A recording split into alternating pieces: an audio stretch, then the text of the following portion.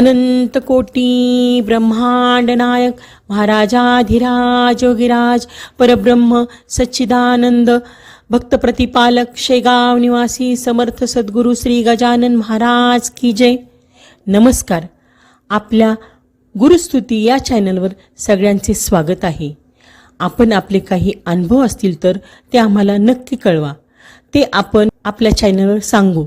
तसेच आपल्या चॅनलवर येणाऱ्या व्हिडिओबद्दल तुमच्या प्रतिक्रियासुद्धा कळवा. तुम्ही आम्हाला कमेंट किंवा डिस्क्रिप्शन बॉक्समधल्या ID वर ईमेल करू शकता. आपल्या चॅनलला सबस्क्राईब करा आणि व्हिडिओला लाईक आणि शेअर करा. धन्यवाद. हा अनुभव आहे अहमदाबाद येथून श्री महेश नेवरीकर या दादांचा. दादा म्हणतात, गुरुतत्व एक आहे. जय गजानन. आज त्या गोष्टीला एक तप म्हणजे 12 वर्ष पूर्ण झालीत, पण आम्हा सर्व लोकांच्या मनात ती आठवण आजही ताजी आहे. एक प्रकारचा आध्यात्मिक आनंद प्राप्त करून देणारी ती गोष्ट, सद्गुरूंची कृपा या दृष्टीने आम्ही आजही मनात जपून ठेवले आहे. गुरुतत्व एक आहे असा संदेश देणारा तो अनुभव आम्ही मनाच्या कोपऱ्यात जपून ठेवला आहे. इसवी 2006 फेब्रुवारी महिन्यातील ही गोष्ट. अहमदाबाद येथील त्रागड येथे आम्ही जेव्हा समर्थ सद्गुरू श्री गजानन महाराजांचं मंदिर बांधण्याचा निर्णय घेतला, तेव्हा मंदिरात श्री दत्तात्रेय, श्री स्वामी समर्थ, श्री साईबाबा अशा सर्व देवतांच्या मूर्ती स्थापन करण्याचा निर्णय घेण्यात आला, जेणेकरून सर्व भक्तांची सोय होऊ शकेल. मंदिरासाठी जागा घेताना आलेले अडथळे, भूमिपूजनाच्या वेळी उद्भवलेल्या कठीण प्रसंगातून मार्ग निघणे, ऑक्ट्रॉयसाठी असलेल्या प्रचंड गर्दीतून सहजपणे गाडी बाहेर निघणे वगैरे प्रसंगात श्री गजानन महाराजांच्या कृपेची अनुभूती आम्ही घेतलीच होती. गजानन महाराजांच्या कृपेने मंदिराचं काम पूर्ण होऊन मंदिरात मूर्ती प्रतिष्ठापनेचा दिवस निश्चित झाला. अहमदाबादच्या सौ वनिता गोडबोले यांनी मंदिराच्या बांधकामात आम्हाला प्रोत्साहन देऊन आर्थिक मदतही केली होती.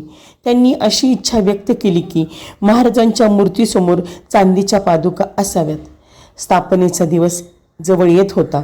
सौ गोडबोले यांनी आम्हा विश्वस्तांना बोलून म्हटलं की मला मनापासून असं वाटतं की आपण सद्गुरूंसाठी 3 वेगळ्या पादुका घडवून घ्याव्यात. 3 मूर्तीसमोर 3 वर्तुळाकार मांडणीतील पादुका चांदीच्या पत्र्यात घडवून घ्या. त्यांच्या इच्छेनुसार आम्ही अशा पादुका कुठून मिळतील याचा शोध घेणं सुरू केलं. अहमदाबाद सारख्या मोठ्या शहरात ही गोष्ट सहज शक्य होती, पण प्रश्न होता तो वेळेचा. उपलब्ध वेळ कमी होता. आम्ही सर्वांनी त्या दृष्टीने बराच प्रयत्न केला.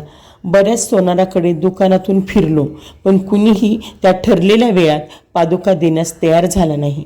शेवटी जेव्हा लक्षात आलं की आता पादुका मिळणं शक्य नाही, तेव्हा सर्वानुमते प्रतिष्ठापना झाल्यावर पुढे पादुकांचा विचार करायचा, इथपर्यंत सर्वांची मनाची तयारी झाली. केवळ पैसा गाठीशी असून चालत नाही. सद्गुरूंची इच्छा, त्यांचा आशीर्वाद महत्त्वाचा असतो. पादुका पुढे होतील असं एकीकडे ठरलं तर सगळ्यांचंच मन मात्र खट्टू झालं होतं. अशाच विचारात फिरत असताना एका ठिकाणी एका दुकानावरील पाटीकडे काही लोकांचं लक्ष गेलं. साई ज्वेलर्स. तसंही कार्यक्रमाशी संबंधित अन्य काम होतंच. मनात विचार आला, बघूया साईबाबांची कृपा झाली तर कुणी सांगावं. या विचारानं साईबाबांचं स्मरण करून दुकानदाराजवळ पादुकांचा विषय काढला.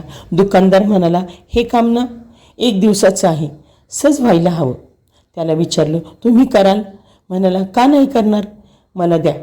साईबाबांचं काम आहे, यात आनंद आहे. त्याने खरोखरच 1 दिवसात 3ही पादुका मनाप्रमाणे तयार करून दिल्या. आम्ही म्हटलं, साईबाबा पावले, पादुकांचा प्रसाद पावला. आम्ही सर्व प्रफुल्लित मनानं प्रतिष्ठापना करण्यासाठी तयार झालो. प्रतिष्ठापनेचा दिवस उगवला. 3 दिवस शास्त्रोक्त पूजा करण्यात आली. ते 3 दिवस आम्ही सर्व कार्यकर्ते कधीही विसरू शकणार नाही. आम्हा सर्वांना तो मूर्ती स्थापनेचा दिवस आठवतो. आम्ही सर्व लोक अगदी सकाळीच मंदिरात एकत्र जमलो. नामस्मरणाने कार्यक्रमाला सुरुवात झाली. जय जयकारात आणि नाम गजरात सर्वप्रथम श्री दत्तगुरूंची मूर्ती आसनस्थ करण्यात आली. आता क्रमशः 3 मूर्ती असनस्त होणार होत्या. श्री गजानन महाराजांच्या त्या मंदिरात श्री स्वामी समर्थ आणि श्री साईबाबाही विराजमान होणार होतं हे ठरलं होतं. श्री दत्त महाराज विराजमान झाल्यानंतर श्री स्वामी समर्थांच्या मूर्तीला आता विराजमान करावे या विचाराने मूर्ती उचलण्यासाठी काही भक्त खाली झुकले. श्री स्वामी समर्थ महाराज की जय म्हणून मूर्ती उचलण्याचा प्रयत्न केला, पण मूर्ती जागची हलली नाही. योग्य पद्धतीने मूर्ती उचलायला हवे असं कुणीच बोललं, पण या आधी तर त्याच मूर्तीची मिरवणूक निघून शोभायात्रेच्या स्वरूपात सर्वच मूर्ती आजूबाजूच्या वस्तीतून मिरवण्यात आल्या होत्या. म्हणजे मूर्ती उचलण्याचा अनुभव पाठीशी होता. तरीही पुन्हा प्रयत्नपूर्वक मूर्ती हलवण्याचा प्रयास झाला, पण आश्चर्य म्हणजे मूर्ती थोडीही जागची हलली नाही. यज्ञ मंडपातून गाभाऱ्यात मूर्ती तर न्यायला हवी, मग काहींना वाटलं पूजेत काही चूक तर झाली नाही ना. या विचारानं मग स्वामींना माफी मागून त्यांना भक्तांनी साष्टांग नमस्कार घातला, तरीही मूर्ती जागची हलली नाही. आम्ही लोक जे गजानन विजयाचं रोज पारायण करणारे तिथे होतो. त्यांच्या मनात हरिपाटलाने प्रयत्न करूनही गजानन महाराज जागचे हलले नाहीत. तो पोथीतील प्रसंग उभा राहिला आणि त्या प्रसंगाचं श्री दासगणू महाराजांनी केलेले वर्णन त्या ओव्या सगळ्यांना स्मरू लागल्या. हरिपाटील उठावया लागला यज्ञ करावया, परिथे अवघे गेले वाया, हलेनाथ समर्थ मुळीच. स्वामी समर्थांची मूर्ती जागेवरून का हलत नाही याचा विचार सर्व करू लागले. तिथे एक वयोवृद्ध सेवेकरी होते.